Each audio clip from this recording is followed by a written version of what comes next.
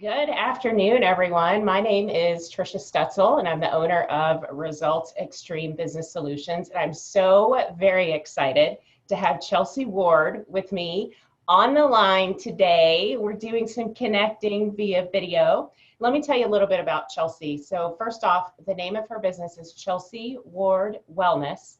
Not only is she a wellness coach and a nurse, but she is my friend. She's a speaker. And she's also the author of Healed This Way. Welcome, Chelsie. Hi, thank you for having me, Trisha. I'm so excited for you to be here with me today. So would you just do a little bit of an intro for our audience, please?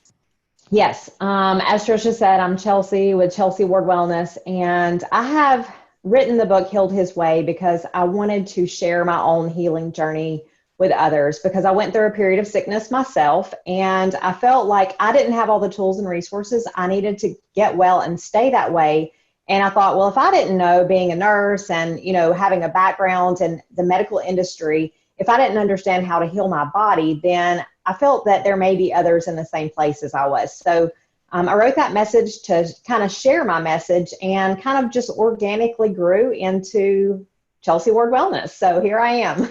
I love it. Well, and I've read your book, and I think it's fantastic. So thank you for sharing your story. It is very heartfelt. I felt like you were taking us through the journey and also teaching us a lot of wonderful lessons. So I appreciate you sharing that book with us. So I'd like to start with, here we are in, this would be the second week of full stay-at-home order in most of the counties around us here in the southeastern part of Texas.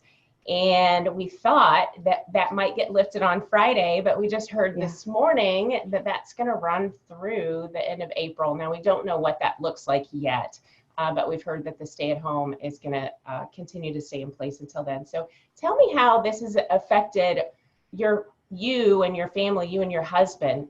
What have you guys been doing over the last 2 to 3 weeks? Yeah, it's been really interesting. I work from home, so mostly it's impacted me in the fact that I can't get out and network with my amazing business partners and things like that, because I love those in-person, face-to-face meetings and just going into the community and sharing and loving on people. So that's been the biggest thing for me, is the human connection piece. My husband's been working from home, which is super odd and weird. I've taken over the office, he's taken over the kitchen. And we see each other in passing, but we've spent the past 7 years, one of us have been traveling off or on. So to me, honestly, it's been the biggest blessing. Like, I love having him here, and I can hear him in there making lunch or doing his own thing. And although we're kind of just going in separate directions, we're still here, and it just feels really good to me. So I hope that there's other people out there experiencing that love and mutual fun spousal thing that we have going on here, because we can really make the best of it. So yeah, I love that. And I feel like things will forever change. I feel like we're making different connections with our family and with our friends, and that we will take that forward with us, right? No matter what the new now looks like, right? Whether it's 2 weeks or 6 weeks from now. Great. So I'd like to jump into my first question for you, if that's okay. So from a health perspective, where do you recommend we focus during this time of uncertainty? I think right now that where I've been focusing and where I've been teaching my clients to focus is to capture that fear and just try to get rid of the fear that is, it's just spreading all over social media. It's the main source of information that we have right now, a lot of us, and we find ourselves there a lot more just because of boredom or, whatever it is, right? We're just like, oh, well, I wonder what my friends are doing. I'm going to go to social media and find out. But then it's covered in so much news, and maybe it's true, maybe it's not. So I think we just need to remember that fear drives down the immune system. And I've been teaching my clients, and what I've been focusing on mainly is coming from a place of gratitude and hope, right? So to me, that looks like renewing my mind daily. And my practice is personally some sort of meditation, some sort of prayer. You can do even like some sort of movement. Like if you wanted to get outside and just get fresh air, if you wanted to go for a meditating walk, Yoga is another great practice, and it can be really calming and relaxing. And the thing is that I encourage you really during this time is to become more centered and become more grounded, and to really go within, because there's so many emotions that are coming up right now for so many people. A lot of that is fear, but I think it's a great time to begin asking ourselves, what is this doing for me emotionally? Like, what is this doing to me emotionally? Where are my emotions? And start asking ourselves some really difficult questions, right? Like, what does this even mean for me? And how can I shift and change my perspective around things? So it's just really figuring out, are you truly afraid of this? Is this social media that's driving the fear? Who are you at your core during this time? And how can we shift and change? Yeah, I love that. And we just did an event together a few weeks ago where you talked about hidden stressors. And I feel like that's part of it, right? Every time we visit social media with good intentions, we're going to go check on our family or on our friends. And the very first post that we see has something to do with COVID-19. And then we find ourselves in a rabbit hole. That's what we call it at my house, right? Yeah. You don't mean to go there and you ended up there and you don't know how to get out of it. And I feel like that's one of our hidden stressors as a society today is we need social media to stay connected, yet social media is really kind of evil in that way. Yeah. It can really be a major distractor, you know, from anything. If I do a lot of business on social media, and I may go to, you know, to respond to something or jump in a group to see what I need to take care of in that group. And then it's like you say, it's that rabbit hole and we're going down it, whether it's with COVID-19 or whether it's something else, and you just get lost because of it is so distracting. Yeah. Well, and I'll tell you what, I don't know that it was a hidden stressor, but one of the biggest stressors in our house was toilet paper. I know this is a silly conversation, right? When all of this started and everyone said, I can't find any toilet paper, we knew we had plenty of toilet paper. But as the days go on and each time you visit the store, there's no toilet paper, you start to worry about it. And that's something that has been very stressful to my entire family. I experienced that yesterday when I went to the grocery store, because it is so funny. Like the week before all this started, my husband, we were in the grocery store and he was like, oh, do we need toilet paper? And I was like, I don't think so. And he was like, oh, we'll just grab some anyway. It's not a big deal. We'll use it. And I was like, oh, okay, we'll grab it. And then it's so funny because everybody's like, oh, there's no toilet paper. There's no toilet paper. And I'm like, oh, thank you, Lord, you took care of us. We have toilet paper. Yes. But we went to the grocery store yesterday and I'm thinking, when are these companies going to start making toilet paper? Because they're out, you know? So I had this little panic thing too yesterday. And it's like, well, they have Kleenexes, they have, you know, other paper products. I guess I'll resort to that. Tissue. We've got lots of napkins and tissue at the house. Yeah, we did. Exactly. We're very blessed. We found toilet paper yesterday, so it was a big one. Good. Good. Okay, maybe announce that. Sorry, toilet paper. It's all the rage of discussion right now. So my next question for you is, what are some practical steps we can do at home, since that's where we're all kind of stuck right now, that will help us enter into a more relaxed state?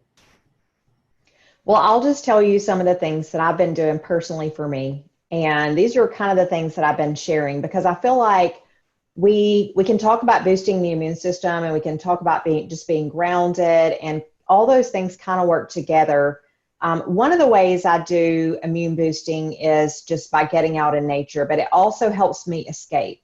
So like on the weekends, I've been going to local parks and things like that. We don't really have to worry so much about social distancing there because everybody's going in a lot of different directions. You're not really touching anything. Nature has its own immune system, right? So it's boosting our immune system.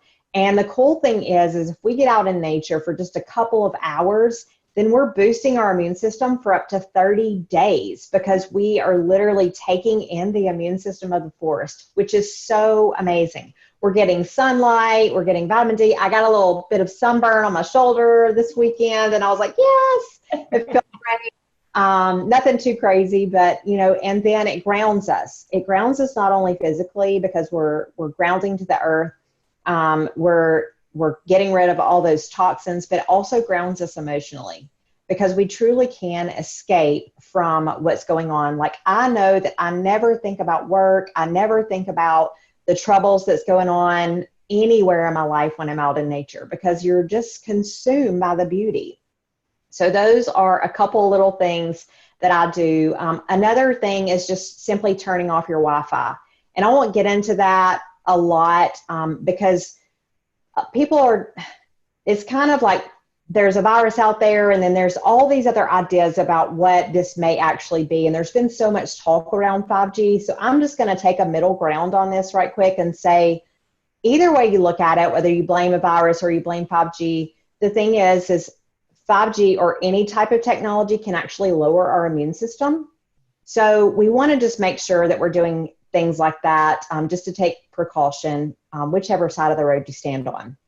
Another really big thing that I'm doing at home right now, and I practice this on a regular basis, is deep breathing. And it's something that I really love to share with people.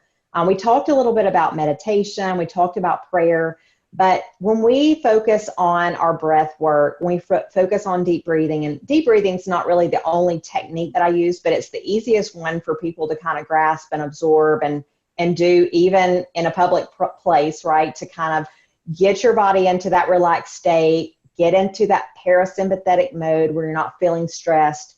So just to kind of introduce you to deep breathing a little bit, when we are kind of panicked and we're running from that tiger, so to speak, we're chest breathing. We're breathing out of our chest, our heart's kind of racing, and we're ready to run really fast. Well, that slows down all of our organs because our organs are at the core. And if we're running from a tiger, then our energy is going to be at our extremities, right? So we need to bring that energy back into our core. That helps us digest our food better. That helps us calm down. That can help us get out of that panic state, because it's truly impossible to be panicking while you're focused on your deep breathing. So I just teach a simple technique, and it's called box breathing. And it is a technique that the Navy SEALs use. So I think that's really cool. If it's good enough for them, I say it's good enough for me. So I want to share a little bit with you on how to do that today. So the way that you're going to do that is just breathe in for a count of 4, and then hold for 4, breathe out for 4, and hold for 4.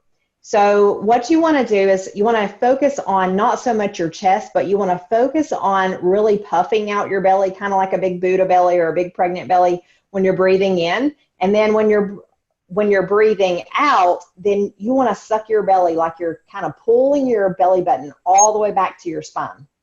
So, and you're going to breathe in for 4 counts, hold for 4 counts, breathe out for 4 counts, and hold for 4 counts. So you can probably do that just a couple times after we get off of this call, and you're going to be able to feel the relaxation start setting in. If I have a room of busy professionals and they're all type A running type people, and we do it for like 1 minute, then you can feel the entire dynamic of the room change and shift just by slowing down your breath. Do this before meals. Do this when you wake up in the morning. Do this before bed or any time that you feel stressed for like 1 to 2 minutes. And you can even work your way up to longer periods of time and just focus on that breath. And it is a great form of meditation as well. I love that. I was over here breathing with you. Good. I love that it's a technique that's used by the SEALs. And, of course, me being a prior military person, I really care about those guys out there that are taking care of us. And thank you to all of our first responders that are taking care of us in this crazy world we live in today. So I have one last question for you, Chelsie. What do you recommend people do now to take control of their health in the future?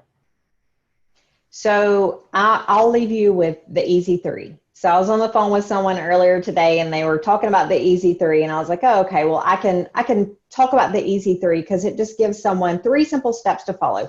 So one of those things is going to be engaging in positive relationships. So how do you do that if you're quarantined, right? Well, I've heard of so many people having like social hours online, grab your drinks or beverage of choice or your food or snack and meeting online for little meetings, little lunch dates, play dates. I talked earlier about how I'm a business owner and I'm not able to network with people, and it's just really been stressful. But even having little get-togethers like this, like, you and I are having right now, Trisha. This is amazing, just to connect with you, have a conversation, share what we love with the rest of the world. So those types of relationships. And I'm loving the family connection in the homes right now. I'm seeing so many moms engaging with their kids. Like, so many moms are posting, oh, I'm able to cook my son lunch, or I'm able to go play by the lake, or I'm able to like go for a walk with the dogs. Those things are so important, and you're building memories that are going to last forever. So nourish those relationships. Number 2 is drink pure water and eat living food.